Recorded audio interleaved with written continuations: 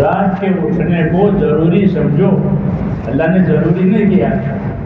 5 نمازیں ضروری ہیں, تہجد ضروری فرض نہیں کی, لیکن کیا تم اس کو اپنے لیے ضروری سمجھو. جیسے دوا بیمار اپنے لیے ضروری سمجھتا ہے کہ میرے لیے دوا ضروری ہے, ویسے بنا رات کے اٹھنے کو اور رات کو اٹھ کر عبادت کرنے کو اپنے لیے ضروری سمجھو. کیوں کہ فَإِنَّهُ كَانَ عَذَابٌ, کہ تم سے پہلے زمانے میں جو نیک لوگ گزرے ہیں ان کی زندگی کا یہی طریقہ تھا کہ وہ پیسے رات کو اٹھ کر اللہ کی عبادت کرتے تھے, اپنے مرادیں مانگتے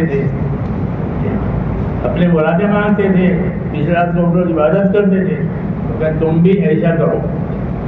تو اس دعوت کا یہ بھی اثر ہوتا ہے کہ ہمارے ماحول میں تہجد پڑھنے والے, راتوں کو عبادت کرنے والے, خدا کے سامنے اپنے گناہوں کا اقرار کر رونے والے بڑھ جائیں. اپنے گناہوں کو یاد کر کے اللہ کے سامنے رونے والے بڑھیں. جب بچہ روتا ہے تو ماں کی شادی میں دودھ جوش مارتا ہے. جب بندہ روتا ہے اللہ کے سامنے اپنے گناہوں کی وجہ سے تو اللہ کی رحمت کو جوش آتا ہے. یہ میرے پاس معافی مانگ رہا ہے, مجھے شرم آتی ہے, میں اس کو معاف کرتا ہوں. اس لیے یہ بھی ایک کرنے کی چیز ہے کہ اپنی راتوں کو آباد کریں. جیسے دن میں محنت ہو رہی مرضا, راتوں کو بھی آباد کرو. کہ تم سے پہلے زمانے کے نیک بندوں کا فرمایا یہی طریقہ تھا, اس طریقے کو اپناؤ.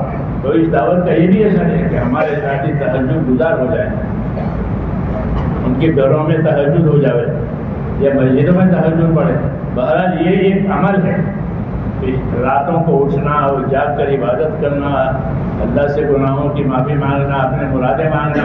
کیونکہ اس وقت اللہ کی طرف سے اعلان ہوتا ہے کہ ہے کوئی مانگنے والا, ہے کوئی امیدوار کہ میں اس کی امید پوری کروں. اوپر سے یہ اعلان ہوتا ہے. تو اس پر یہ موجود ہو جہاں میں ہوں, مجھے یہ دے دو, یہ دے دو, یہ دے دو. اوپر سے اعلان ہوتا ہے کوئی مانگنے والا, ہے کوئی ضرورت والا, تاکہ میں اس کی امید پوری کروں. تو اس وقت سمجھنا چاہیے اور اللہ سے دنیا کی بھی بھلائی مانگے, آخرت کی بھلائی مانگے. ہماری دنیا بھی اچھی ہو جائے اور ہماری آخرت بھی اچھی ہو جائے.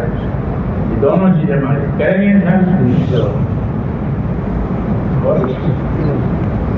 اللہ